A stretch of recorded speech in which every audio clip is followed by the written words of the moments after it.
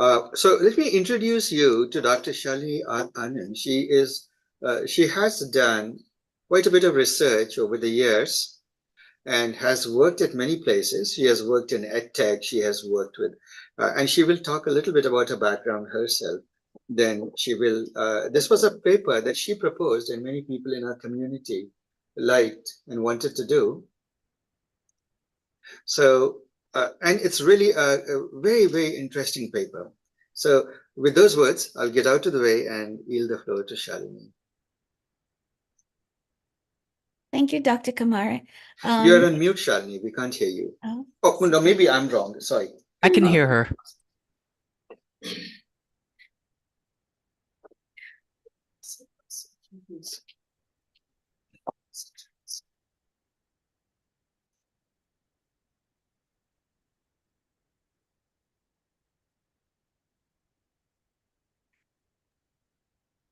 Start again. All right, Shalini. Yeah. Thank you, Asif, sir, for the very warm introduction. Dr. Kumar has been an inspiration when I worked at CSOT or Cornerstone On Demand. He was very kind to a lot of the junior employees. I have a PhD in this stuff. I created my own startup. I worked in big industries, in large companies. And I'm also a adjunct faculty at UC Santa Cruz. So I selected this paper because a lot of people were, I guess, mind boggled by it. And I think by the time we get to the end of this paper, we also be mind boggled by it because we're like, oh, it's one of those things that we thought, oh, this is going to work really great, but not so much. But how complicated is complex, and how simple is simple. That is kind of where we're headed. So just to get a sense for the audience, Kate, for some reason, I don't want to touch chat because I've been having some trouble with, finding who's who. But if there are people from, I guess, the West Coast of the United States, which is San Francisco, Los Angeles, and so forth, please give a shout out. If you're from the East Coast, please give a shout out. If you're from India and elsewhere, please give a shout out. Having said that, I recently did a hackathon with a very nice young lady in New Delhi for Hackathon for Peace. And so we can collaborate together. And it's always been great. So I'm going to give about a minute to 30 seconds for everybody to give a shout out. So please feel free to take your time.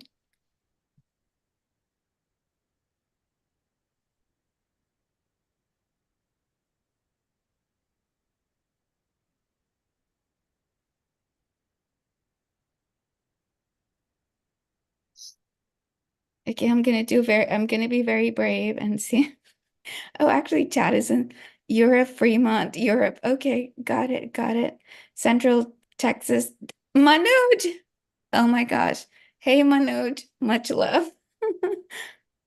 All right. Okay, I embarrass my friends. I'm a terrible person.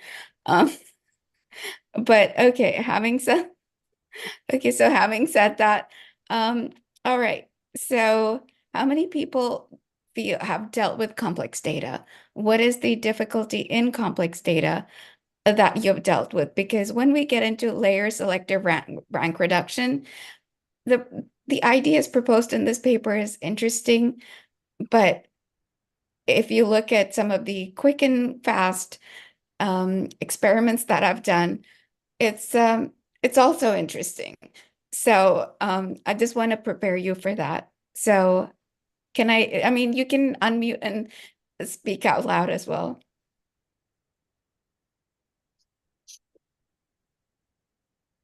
Please feel free to speak. I'm not that scary. Only a little bit. I'm pretty new to all this. All right. Please let me know. Okay, so you're pretty new. All right. So I hope everybody, if it sounds like you do not have a general question, so proceed as advised. So the idea is called layer selective rank reduction in language models. All right. So there's a paper here. So if you guys have, does everybody have access to the Notion page and also the Google Colab? Just asking. If you do not, please let me know. You can find me on phone. Please share those two links on the chat, and we will then share it with everyone. Like as Okay. an, or we can, I'll post it to the meetup discussion forum. Dr. Kumar, I believe I did, Oh, but you did all. yes, but I believe if people came before it was posted, they do not have access to that. It's very strange that way. But I believe it was posted, yes.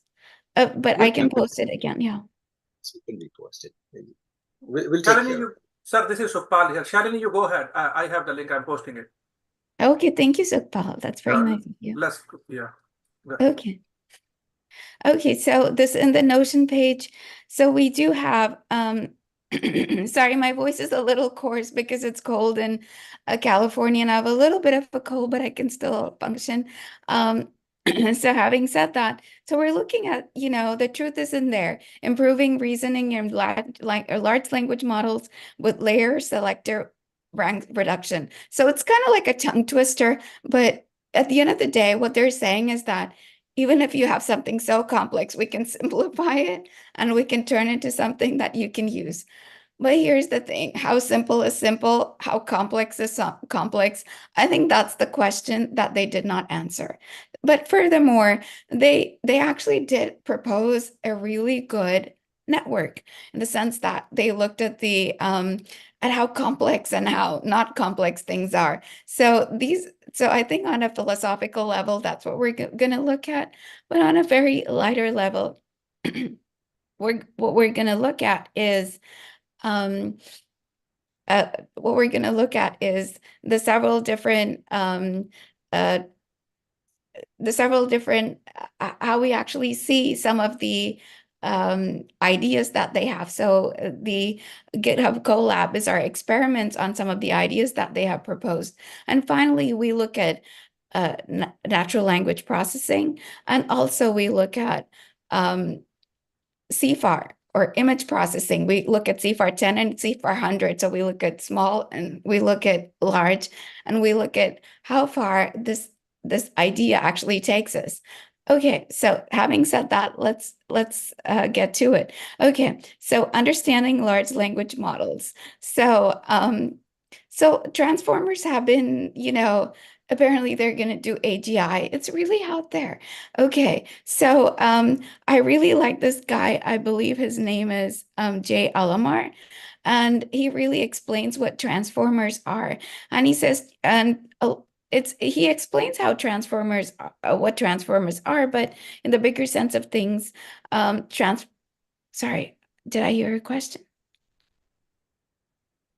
No, I did not. Okay, so in the bigger sense of things, transformers can apparently even instigate AGI. So these are the hard questions that we're going to ask, because at the end of the Notion page, I've put down a list of questions that you need to ask yourself.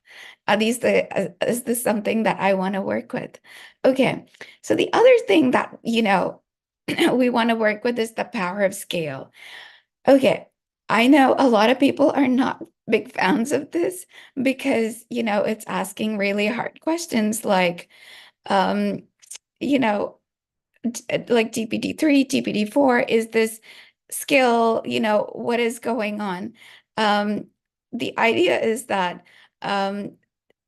we're looking at parameters, where a lot of these large language models actually fine tune on very different sets of data. And is my result not good because it hasn't fine tuned on my specific data set? Or is it just that this language model does not work? So, I mean, having said that, I want to be I would say a devil's advocate. And say, how many people have used Bard Gemini versus ChatGPT-3 versus Anthropic? I recognize a lot of people do not like Anthropic, but a lot of people tend towards ChatGPT-4V, and Bard Gemini, which is now the favorite. So I just want to get a raise of hands that I probably will look at briefly, but the idea is to say that different language models are trained by different groups of people for different circumstances. That's the idea. So I'll give up a few minutes for everybody to respond, because the idea is that these are actually trained by people for different purposes, and that's why they behave differently. So is there a question? Is there a comment? Shalini, we use cloud quite extensively, and we find that for technical topics is the best. We've heard different. Asif, thank you so much. But we've heard different. We've heard it's the worst of the three. And but it is what it is. We need to work. We need to put more hard work into it. But Bard Gemini apparently has taken over. It's very eloquent. It speaks well. Yeah. So people like that. Okay. All right. So let's talk about over-parameterization. So this is, I know this sounds like a mouthful and it sounds very complicated, but it's called the lottery ticket hypothesis. It's kind of like saying, I mean, there are a lot of people that are trying to do something. So these are I wouldn't call them agents just yet, but say these are parameters that are trying to get to your answer. But there's one that for some reason that nobody understands, for some reason that does the best. So it's called the lottery ticket hypothesis. I know this sounds bizarre, but if you're a scientist in a very specific field, the idea is that the reason for that is it actually has very specified data set. The data set is very specific to what you're looking for. And this is the reason why over-parameterization does not work. So it looks for very few parameters, even though engineers throw in every single parameter that they can think of, but only end up with a few couple in their hands that can work with. But apparently it has a name for that. So we're sorry that we throw in a lot of parameters, but this is kind of how we end up. Okay. So points to ponder. So this is section 1. And there's a lot more points to ponder, trust me. So it's the balancing act. So the idea is that, are transformers the best thing for machine learning? And how do we look at future AI design? So if everybody can see, I went out here and I hope some of you future thinkers who actually have this installed can run it yourself and give me some feedback on your own, is that you have to install PyTorch. And the idea is that, even before we apply layer length reduction, we're actually looking into something very simple. We're looking into the simple idea of the fact that, how do we work with really small language tasks? How do you guys, these 3 different language models, why are they fighting? How are they different? Has anybody thought about that? Are there any thoughts and ideas? Not that I'm fishing, but this is kind of why I ran these experiments for this tutorial. Why are there 3 different companies offering 3 different, modules or offerings? Has anybody thought about that, just to get something out there so I know nobody's like asleep or nobody has logged off?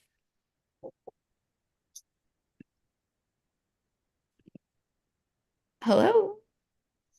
Hi? Because it's a bit. We're here. Okay. So so let me pose a simple question. Why do you think there are 3 big companies looking into large language models? And why are they so different? If it's so simple, easy peasy that we just plug and play and we call it a day. So why is this so different? I think they are the only ones who can basically have the money to run these things. I think the others are still catching up. That's my blunt view. I also think that probably because they have access to different data sources. Mhm. Both are valid. I mean, these are two crucial things that was mentioned. So one is, computing power, the other is data sources. So Carrie, in terms of data sources, do you mean via language? Do you mean via, can you expand on that just a little bit more? Sure. I think I was trying to play.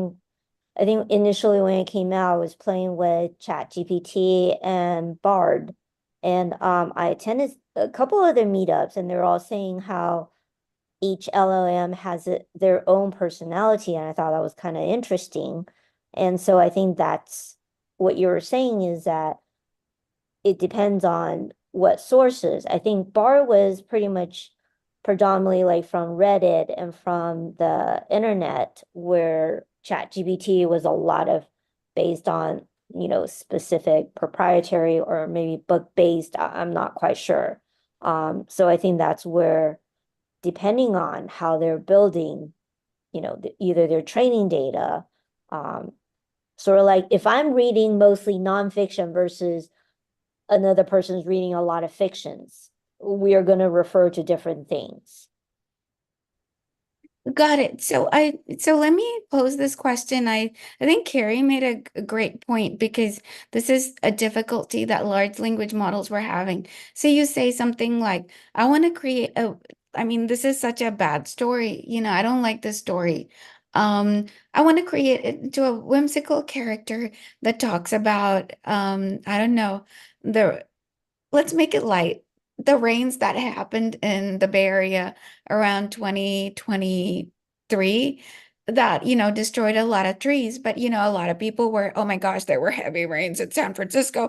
This was that. So, but a lot of these large language models, and something I tested was that they could not get it to make it whimsical, make it sound something that you could even talk to children about, saying the reasons these trees twisted and everything broke down was because scratch, scratch, scratch. I don't know. Maybe we need to ask a large language model. So we were having some trouble with that. So Carrie, I think you make a great point right now in the I sense have that, one. Yeah, sorry. sorry to interrupt. One more, along that line. I'm thinking like, there is no way for all these companies to agree on what to test, what to validate, right? I mean, that's another reason they are different. Do you think that's also a reason for? No, that's 100% reasonable because nobody knows. I mean, companies like Scale AI, they employ people with PhD in film and media and social writing. And one of the things that they came back with in their very informative presentation was that, yes, you guys are engineers, but at the same time, we have no idea what you're looking for, because this is so disorganized. So this is one of the feedback that, that we heard. So that's a really valid point. Having said that, is it okay that we go back to the engineering part of this presentation? But I love that, this instigated you guys to think more creatively, which is what I wanted you guys to do. Okay. So, Yes. the architectures are different, right? So each person or each company, depending upon their brains, they come out with different architectures and, as somebody said, different sets of data. So automatically they'll behave slightly different because the problem is really large, right? You're asking complex, any generic questions to the LLMs. So they would probably answer in different ways, right? So that is quite understandable. Well, it's understandable, as you say, but to people that are using it, it is, and as they're training those data sets, the understandable words become frustratable, if that makes sense. So yes, it is understandable at this end of the spectrum, then it becomes frustratable, then it becomes something that needs to be fixable. So it makes that walk, if that makes sense. Yeah. Okay, so can we proceed if nobody has. So I think what everybody has mentioned here is, so I think the last comment that we had here that yes, it says Asif Kamar, but I believe it's somebody that I know from Dr. Kamar's group. But what he mentioned is the problem with large language models. There is so much going on. We really don't know what's there. It's kind of like a I don't know, it's kind of like a big supermarket or a big country with a lot of different things going on. So but what this paper approaches, or what this paper says is, you can take the most complex thing and make it so simple, and then it can be so great. And to me, it was kind of like, oh, okay, which is why I told Dr. Kamar, I think I'll present this paper, but in some ways I'm more of a comedian than I'm an engineer, because this is kind of funny to me, and my this will reflect in my results. Okay, so we're gonna really get the performance right. So we're gonna trim everything and we're gonna get the performance right. So we're gonna ask hard questions. Once we trim, are we actually gonna get better performance? Is this actually gonna even be better? In what scale? In what, right? Okay. I mean, okay, so we're intellectuals. We need to think super hard. Let's hold our breath for a minute. It's okay. It's all right. Okay. So it's called laser. So it's not actual laser. It's a super long name. Let's go back. So laser is layer, selective rank reduction, and language models. So let's remind us of that. Let's go back to this laser problem. And I asked 2 questions. How can we actually peel off? What is this excess? How can we make this so simplified? That's the first question. The second question I asked myself was, is this even better? Yes, we talk about transformers, but is it better in, say, CNNs? I compared natural language processing to images. Does it look any better? I know everybody will laugh when you look at the results, but the idea is that we have ideas and we're taking a step forward. Okay. Okay, so this is the thing about laser. So let's look at what the authors say. So you have what they, sorry, if I'm scrolling too quickly, let me know. I'm a scroll happy person. But this is the picture here is it's here. You can actually click on it and you can access it. So it's not too out there. If it is too out there, please let me know. So the way I think about laser, I know in India you call it bazaar, but I grew up in Qatar, so they call it a souk.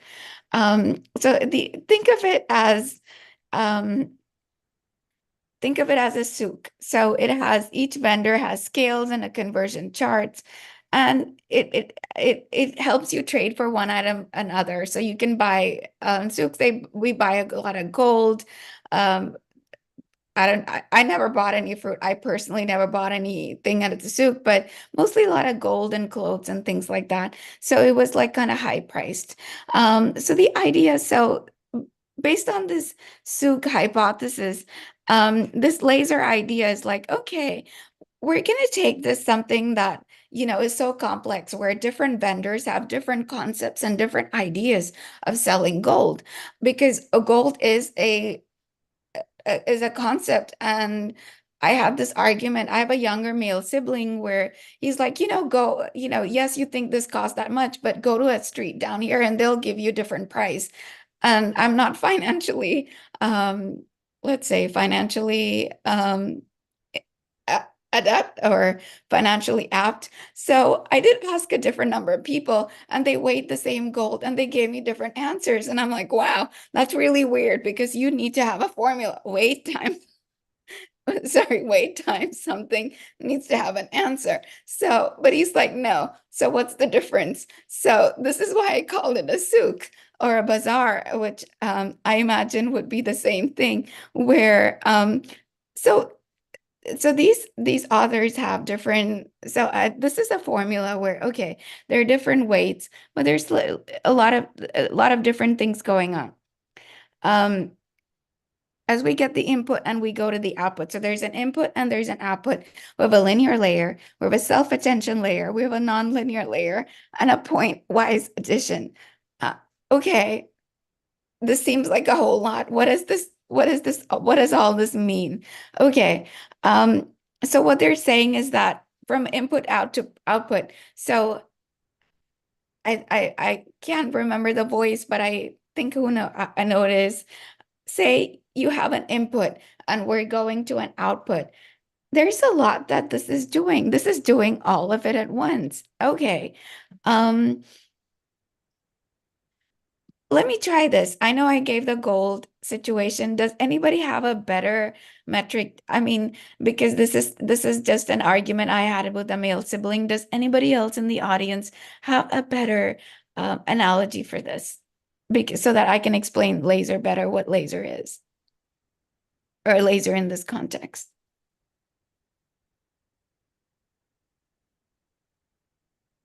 Hello? Just for my own understanding, is what's going on here essentially taking sections of the neural network and then just like testing out whether you can get away with substituting, like, I don't know, low rank approximation? Is that just like what's going on here? Lower income, low rank approximation. Like, instead of having some complicated like decision tree for like what the output should be, you just say like, here's my rule of thumb and I'm gonna stick with it. In some ways, yes, but in some ways, no, because they are looking at complex data sets. I think that's the idea. Say you had something really simple, then what you said would be perfect. However, if this was something like, say, something really complicated that I did not want to put into my Google Colab, like weather data and how it affects even just like Southern California in the last 20 years, that would be so complex because it looks at fog and it looks at El Nino and all kinds of, so I wouldn't say it's that complicated, but I would say in a much more simplistic environment, what you're saying is 100% accurate. It is 100% simplification. That's kind of where we're headed. That is kind of where we're headed. However, I don't think we can get there just yet. I think that's the complexity that the complexity of the complexity that we're dealing with, if that makes sense. I don't think I understand like what this like laser thing is then. If it's not like, I mean, I feel like this is almost like if I were to like run this in my head, it's like if you have I don't know, like almost like this is like a really weird example, but like if you were like to look at this in terms of like MCMC, which is not related, but like the idea is with MCMC, you like assume that the probabilities are like some set distribution, and then you're like, well, is this actually like, I don't know, does this actually work with the data that I have? And then if it doesn't really quite work with the data, like can I come up with like another distribution which I think has a higher probability, and then just like, I don't know, jump over to that if it's a high enough probability that that one's true, right? Like with this one, it feels like, I mean, from what I understand from what I'm looking at the Notion page, and I could be wrong, like I genuinely don't know, I haven't read the paper, but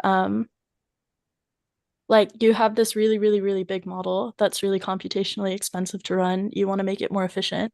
So you just like try to see if you can shut parts of it off by replacing it with simpler pieces that like run more efficiently. And then at what point do you break the system? Like at what point do the inputs not work anymore with the outputs that you have for training, right? Like what's the algorithm here?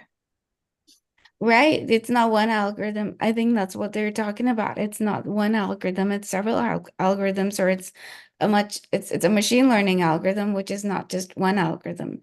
It's far more complex. So in the idea of MCMC that you mentioned, the idea of MCMC is that it has very, I guess, select inputs, and these inputs are selected for a very specific reason.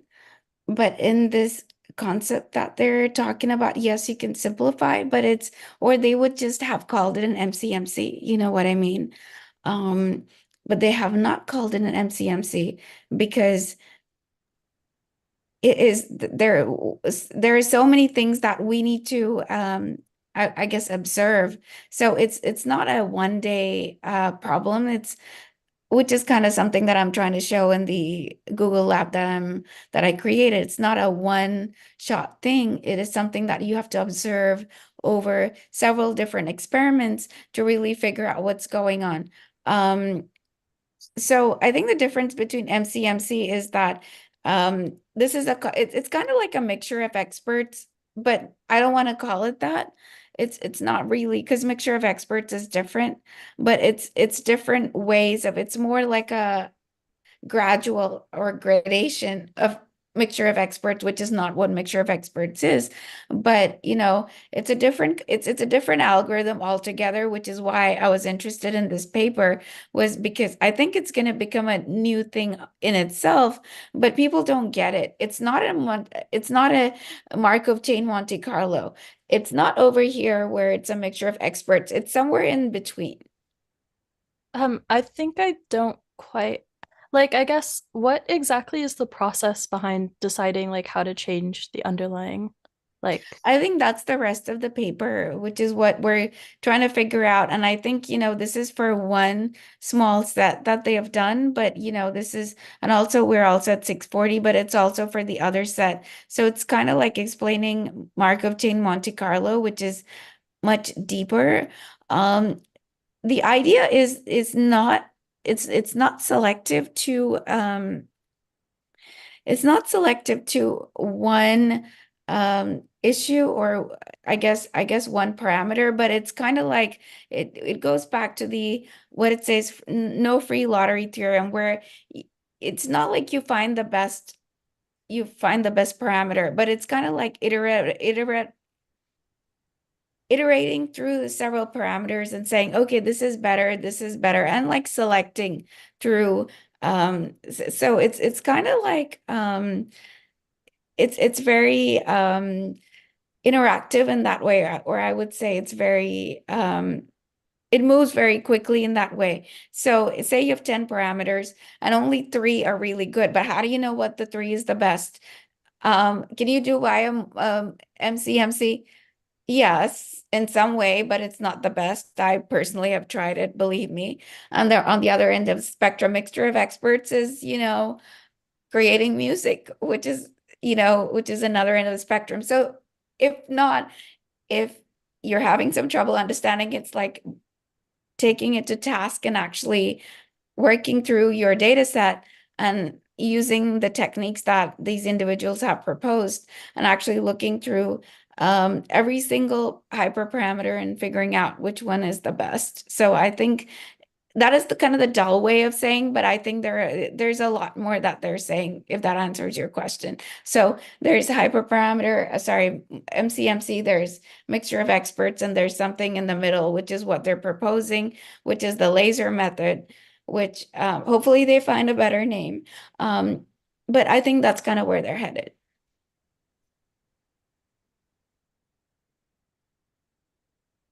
Yasmin, does that answer your question? Sorry.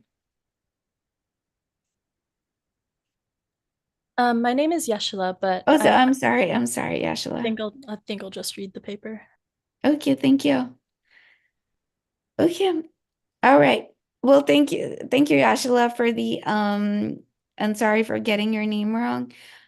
People get my name wrong all the time.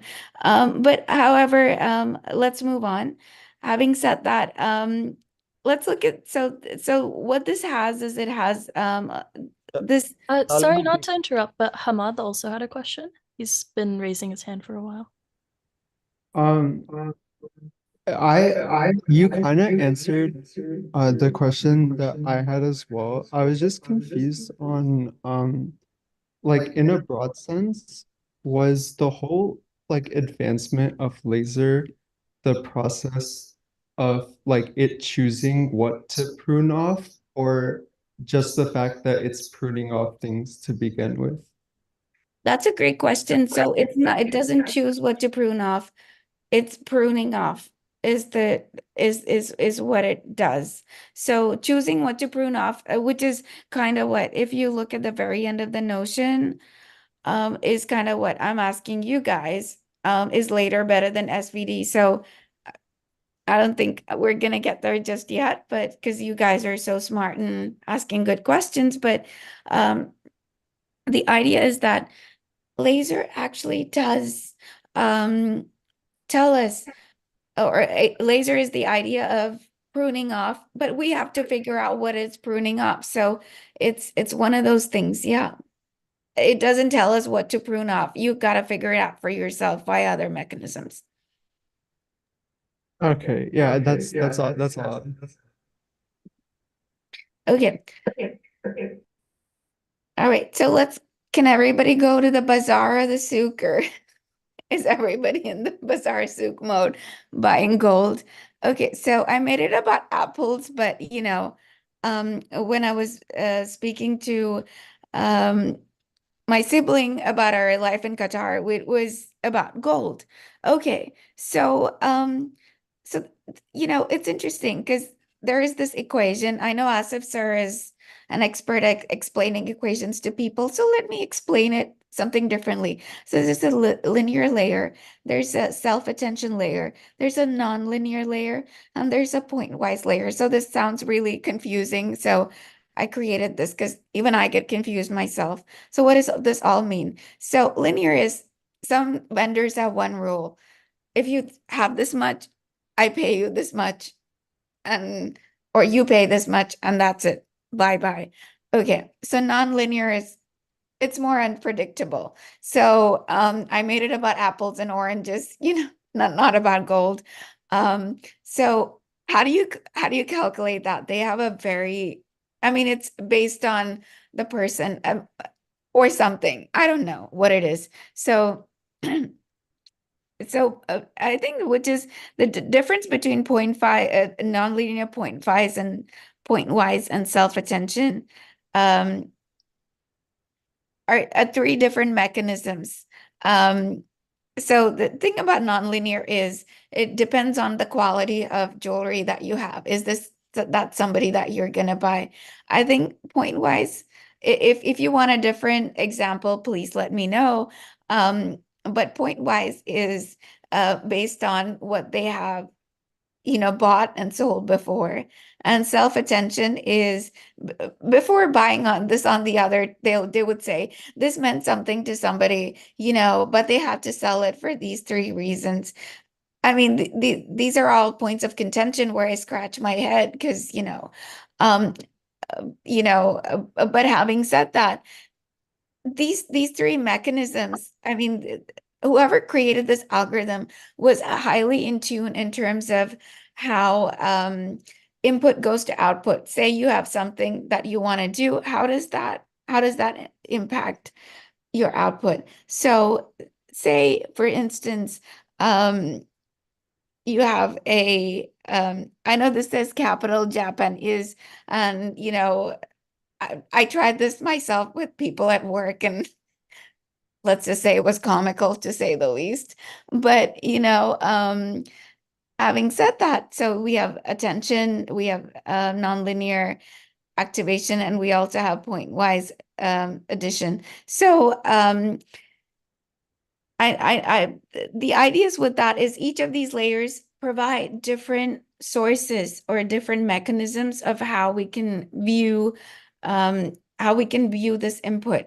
And what they do is they provide weights. So it's like, if you had three different people kind of like voting on things and they had like a percentage, the end of the day, those percentages would go to the end. But as an engineer, which is, I believe Mohammed had that question, as an engineer, you decide who gets the most percentage. Is it the wise old person, or is the person who's like, for this, you get this, or you decide at the end of the day. that is kind of what it is. So that is kind of the difference. That is kind of how laser assigns weights. So yes, some people say it's Monte Carlo, MCMC, which is not quite what it is. And on the other end of the spectrum, it's not quite a mixture of the experts, but this is somewhere kind of in between. Sorry if it's 6:49. It's somewhere in between where it says, okay, you get to decide, where in other circumstances, not so much, you don't get to decide, but you get to decide the weights. And there are 4 different mechanisms. So yes, in some ways it is MCMC, but not quite. Asif sir, what are your thoughts on this? Because before I go into my 10-minute into my Google Colab. No, this is good. The explanation is quite on point.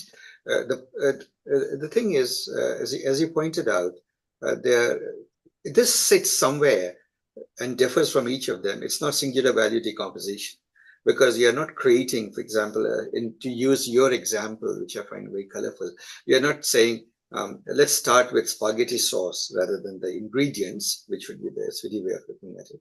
You're not doing MCMC, you're not doing mixture of experts, but what you're basically saying is, how do I have a strategy to prune the network?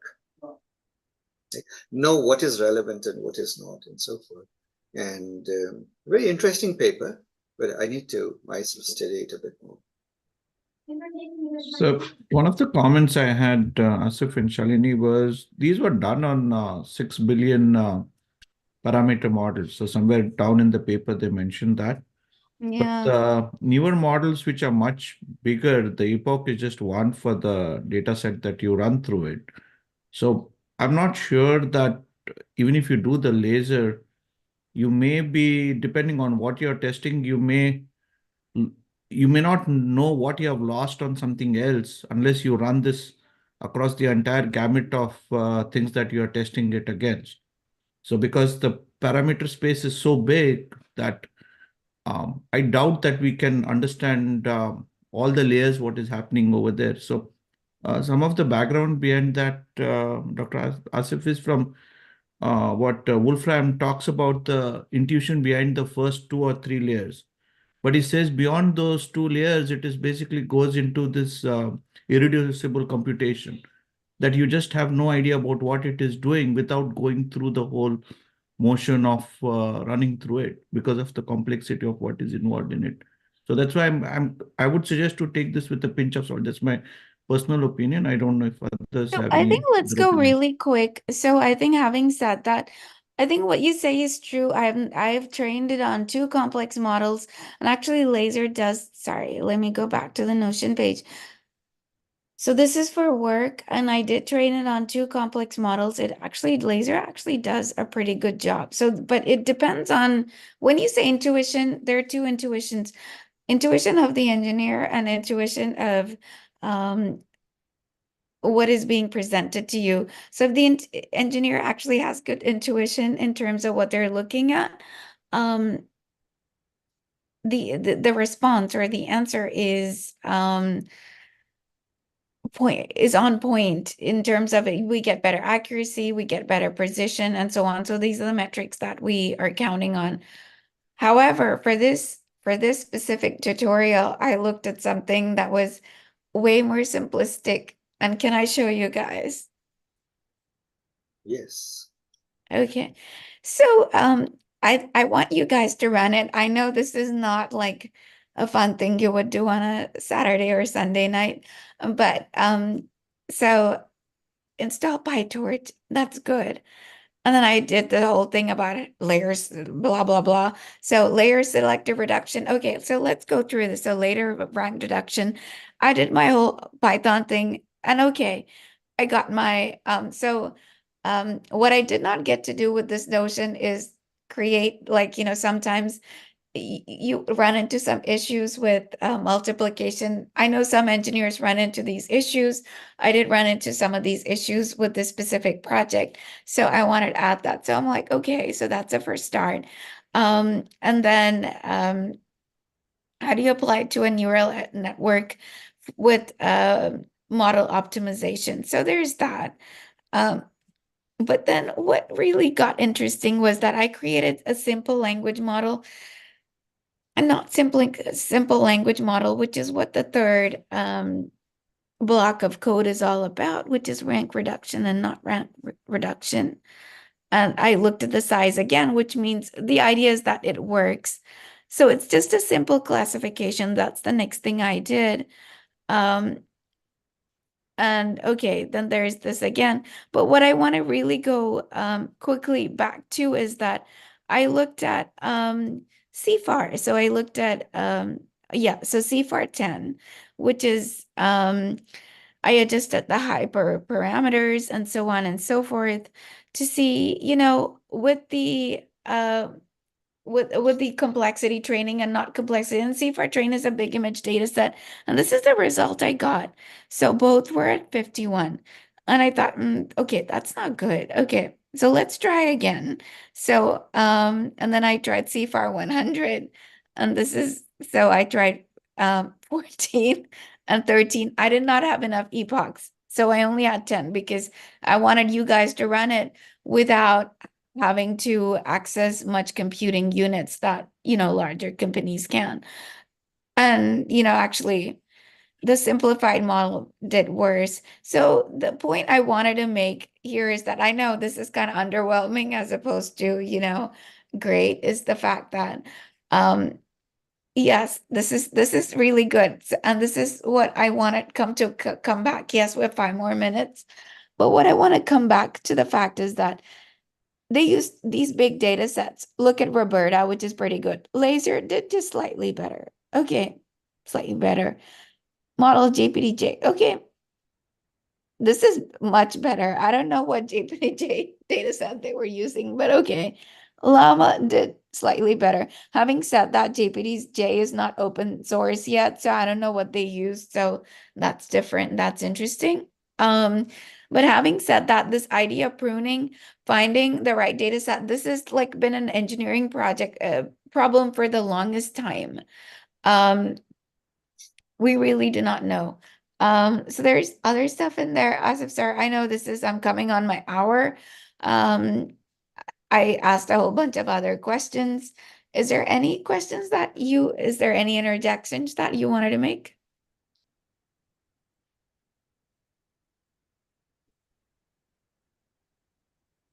Hello.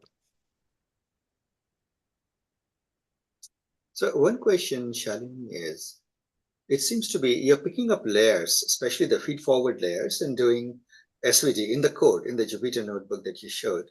You're doing SVD of that and comparing the accuracy. Yeah. And you're not losing much accuracy, but you're gaining a lot of compute optimization in the process. So this is somewhat, in a vague way, reminiscent of doing, for example, you're reducing the model itself significantly without losing too much accuracy. Now, I have to read the whole paper to learn more about laser, but is that the gist of the paper, that selectively you can do SVDs of the feed forward and therefore prune the network or decrease the size of the network? So SVD is my kind of take on it. Okay. So SVD is my take on it. So, excuse me, XVD is my take on how to prune the network. There were other takes on the network, and SVD seemed to be what moved it forward. However, I think the question was, how do we move this forward? I think if you read the paper, they have some ideas. I mean, they use the Pile data set. I mean, the Pile data set is pretty huge. They use the Pile data set, and they haven't really provided a code. However, SVD is not the main thing, but I proposed SVD as a mechanism of doing that. And, so we're experimenting as researchers and kind of scratching our heads saying, okay, well, how does this help anyway? So I think that's kind of my point of the whole presentation. This paper talks about taking bits of information and seeing that it is preserved as key value pairs within 2 successive feed-forward layers, and from there, that it is also preserved in some sense in the attention layer that comes after. Obviously, I've just glanced through the paper. Well, that's what they said. We tried, several different people tried it, and my take was SVD. Okay, interesting. So in other words, So, SVD, how you interpret this paper, that essentially in the intermediate layers, the feed forward, one good approximation of way of thinking about what they're doing is to think SVD. yep, because I mean, I'm a music person, you know, there are other people who had other ideas. Um, it all nothing, none of it changed, but you know, I'll leave it at that. But you know, this is something that I was okay proposing at the tutorial because SVD was something that I proposed that I've been working on as this paper showed up. And it seems like people are asking, well, how do we prune? There's quantization, there's so many other methods. However, SVD still remains my method. Yeah. Interesting.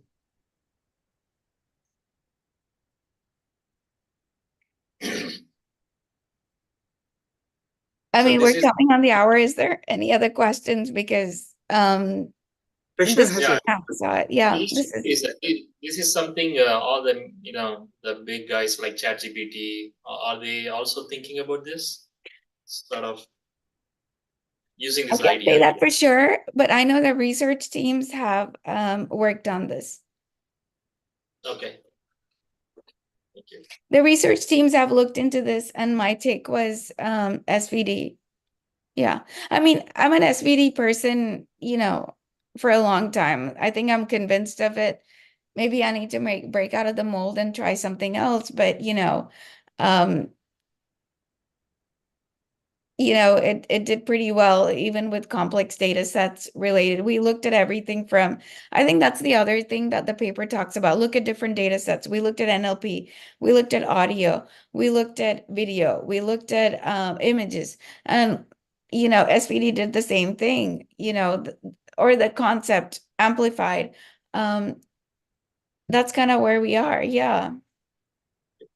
Did you measure any heterogeneity in the data sets that you were testing out on? Because like if you're looking at the CFAR data set, it's pretty The homogeneous. CFAR is for this tutorial, but when people look at, they do have heterogeneous data sets. I know you're talking about bias.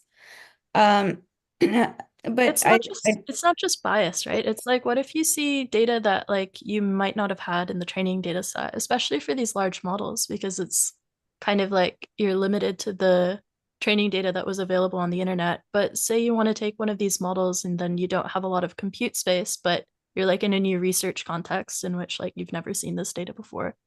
Because that's something that I had a lot of trouble with when I was working on my master's thesis, where I was like working on research data, but like none of that data like ever showed up in the original and like the model's like initial training sets. And so like I just kind of struggle with some of the models in terms of just making them work for this without like excessive fine-tuning. Got it. However, for the models that you're working with for the research, where did you get this data from? Was this from PubMed, or was this No, what I was working on data that was produced by like the lab that I had worked on in my undergrad. And it's like Yeah. pretty sensitive data, so it's not stuff that even other people in like the field would have had access to. So it's just like we only have access to our own data. How do we make this work with like a small heterogeneous data set, right? And then that really tests like the ability, like the robustness of the underlying model, is that if it doesn't work with heterogeneous data and if it doesn't work with a small data set, then like it's useless, right? So Yeah, no, I think here's the thing. So no, I love everything that you're saying with heterogeneous data. This is something that big labs are really sensitive to. And excuse me, with heterogeneous data, they in terms of that, say you're looking for something like even research data about like solar panels, like heterogeneous data would be like from one vendor or from one time frame. A better data set would be from like several time frames over several vendors. And this is something that research engineers or researchers that come into that lab have already mentioned that. So this is kind of what we trained on. So I think lab versus industry, It seems like, based on resources that they're provided and funding and so on, I think there's like a big gap. So I think, no, 100%, I hear what you're saying. But heterogeneity in data was not the idea, but CFAR at the same time, yes, it was heterogeneous, but it also had stuff being added to it. But for the sake of the tutorial, the idea was that just to test it, can we actually prune? Can we actually figure out what's good and what's not? And as it turns out, we're still scratching our heads. So that's kind of the idea that we were trying to convey. Yeah. Thank you. So Shalini, this is Albert. I just had a Hi, question. Albert. So are you using ChatGPT or the other main LLMs first, and then after that use the laser so that you get a prune thing, or how does this work in conjunction? No, that's a great question because I know a lot of people are selling we did this via ChatGPT 3 or these other LLMs for augmentation. However, the biggest issue with these large language models is that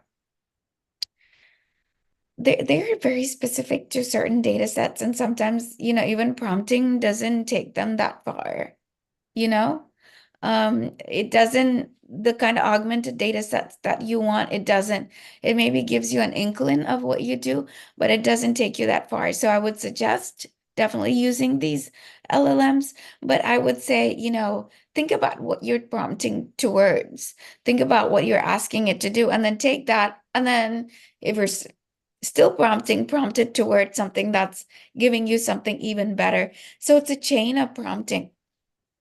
It's not one or the other. If that answers your question, so it's not directly from them, but I think you need to use a chain of prompting. And several of these language models have several different capabilities that you need to test out. And I think that's kind of where the industry is headed. So there are some things that these large language models do really well, but there are some things that they do not do really well at all. Thank you. Especially, sorry.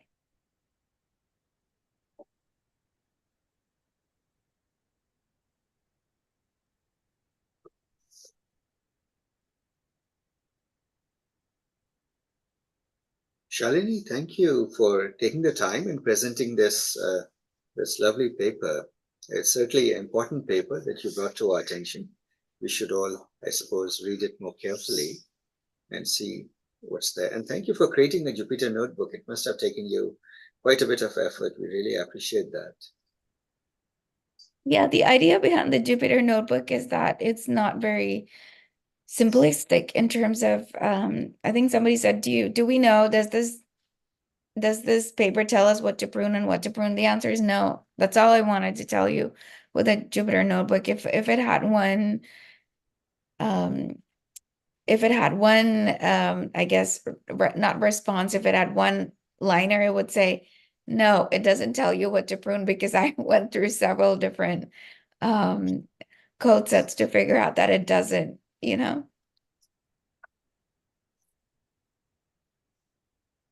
Sorry, officer, please proceed. Oh, no, this is it. I wanted to just thank you for all the effort you put in. Does anybody else have any other question? I'm sorry, I know. Where can we get the link for this Notion and the notebook? Is it shareable or? One person in the audience asked, where can we get a link for the Notion and the notebook? And the answer to that is, it is shared in the Zoom chat. It is, I think, also shared if in the bootcamp channel and on the meetup. On the meetup, yes. Thank you, Kate. I had a question, Valerie. The paper actually refers to a GitHub repository with several scripts referring to Llama and GPT-J. I was wondering what techniques they have used, or if you've analyzed that code as well. Shalini, No, I heard him. I heard what he said. The answer is yes. So they did, but the answer is that, So I don't think the answer is going to be the answer you want, but the answer is that we have analyzed it, but we already knew what hyperparameters to take out and what hyperparameters were the best based off of those data sets. So say you're looking at something like environmental climate change and GPT-3 or sorry, GPT-J or Llama was doing it, then you'll have to really deep dive into it. But these were already known, and so people knew what to prune. So the idea is like, you know, knowing what to prune versus knowing what to keep is the difference. So this paper was different. I mean, it proposed a great idea, but it was interesting in a way that we already knew the answer and we already tested it.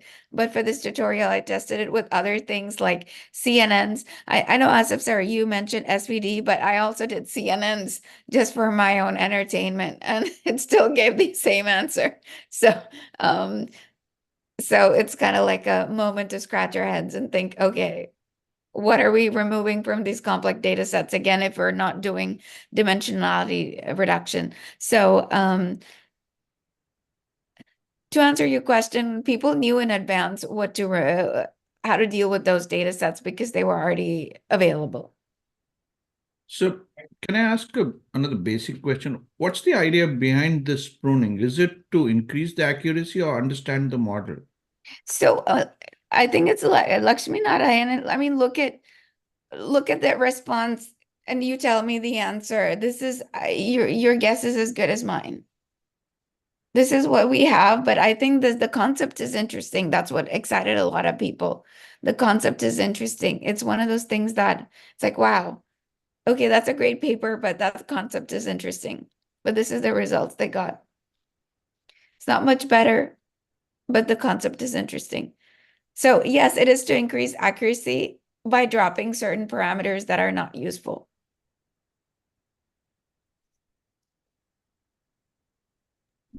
But it's the other way around, right? It's not that it's not useful, it's actually increasing the accuracy, right? So you're enhancing the model. And I believe what you got onto was the SVD is capturing the essence of the model and kind of making it a little bit better, generalizing it better. That's only a little bit. Only a little bit. That's what I think is the essence of the exercise. I don't know if I'm saying it right, but yes, but also at the same time, there might have been a high amount of epochs that were that these data sets were subjected to. I'm a little skeptical. I mean, usually when somebody says this is greater, it's like from 17 to like 30, you know, this is like slightly better. So we're like, okay, this is great, but the concept is great. That's what people like. How does this, sorry, not to interrupt, but I feel like this is kind of related to this previous question. Is like, how does this relate to say like using dropout when you're training a model like a regular neural network on data? Because I feel like when you're using dropout, like the point is to essentially like increase like the uptake of like whatever signal is coming from the data. And making sure that like all the neurons are actually being trained as opposed to it just being like overfitted by like a select few, or that some set of neurons is like not actually being used, right? So I guess like is there like a comparison to be made there, or is it like something different entirely? So I think we go back to the original question where I think you or somebody else asked about MCMC, and there was this, and there was the ultimate end, which was the mixture of experts. So when you're asking about dropout, the idea is that with the same, yes, you're repeating the same amount of sorry, you're using that same data set to get, excuse me, my voice is a little coarse, but you're using the same data set to get to this response, but you know, you do not really have the data set for the question that you're asking. I think that's the main thing. When you do excessive, that's the idea. So it's like, you know, do we really have, sorry, that is really saying, do we really have the data set for the question we're asking. I think this is going into something deeper. It's like, yes, we have the data set for the question we're asking, but can we get it better? Can we get it to predict better? Can we get it to do something better? So I think that is the difference that excuse me, that is the difference that this is asking, which is you know, which is change, which is the difference this is asking is it's kind of like changing the. Sorry, Asif sir, can you explain this better? My voice is not the best. No, sorry. Actually, I wasn't. I was distracted a little bit. What's the question? So the person asked, like, why is why is this better than Dropout? Yeah, and in one sentence, the answer is Let me answer this. Yes. You should see the difference is when you do Dropout, you're absolutely right. One of its key value is to ensure that some, like basically all the neurons get trained. They all get a chance to get trained. Mhm. And that is, supposedly it should reinforce learning, though people are somewhat giving it a second look and asking, does it really do it as effectively as we thought it should? But it's still there. Dropouts is here to stay. This paper, now, I haven't read this paper, so with that caveat, I've just glanced through it and read the abstract and so forth, and looked at the pictures. But the gist of the idea here is asking, what can we turn off? What is not needed at all? In Dropout, see, you just drop out during training. Yeah. During inference, you bring all those neurons back because every neuron got a chance to be trained. Here, what you're saying is what weights are not needed at all. And so how can we just prune the network and reduce the number of weights and biases altogether? That seems to be the differentiator, and that's what this paper seems to have achieved.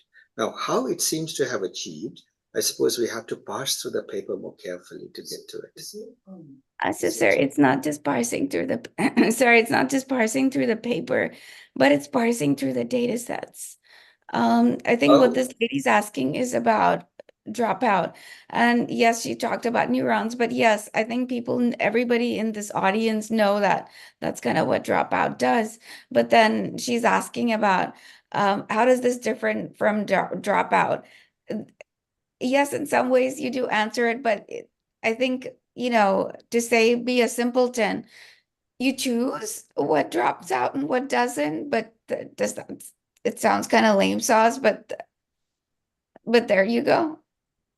Yeah, Shalini, what you're saying is it is not very clear what's happening. That's in some sense. The data sets, for some data sets, it seems to be working with some degree of effectiveness, but we are all still scratching our heads what it does or how does it work. Am I understanding you right?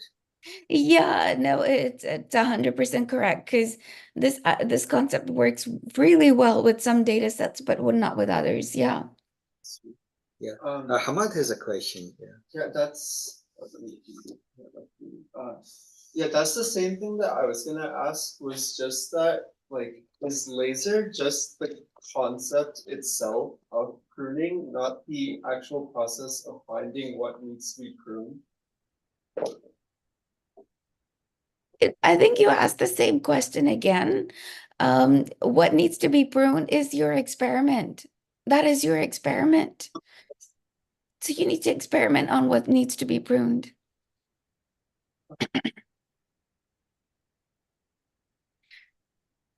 Right. So you need to look at your different weights. You need to look at your algorithm and you need to determine what needs to be pruned and what does not need to be pruned. So what you need to let go and what you need to keep.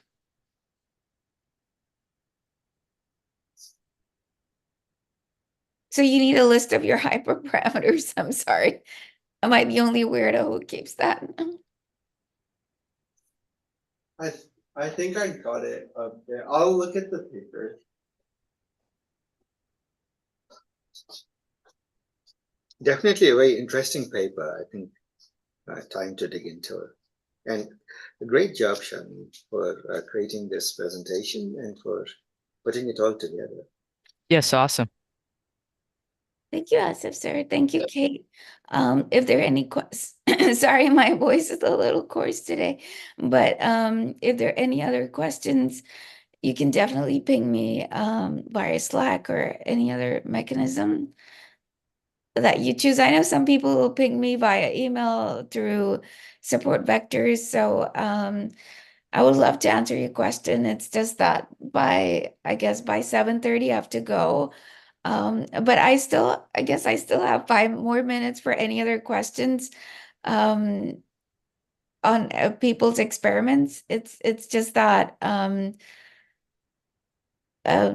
this technique is great. It's great on some models, not the others. So if you have been trying this on certain models and you've not been getting good results, then it's just that, you really need to dig into the hyperparameters. That's all I have to say, which is not very comforting, but it's kind of what the paper says. Unless, because I'm speaking to the paper, not other ideas. Yeah.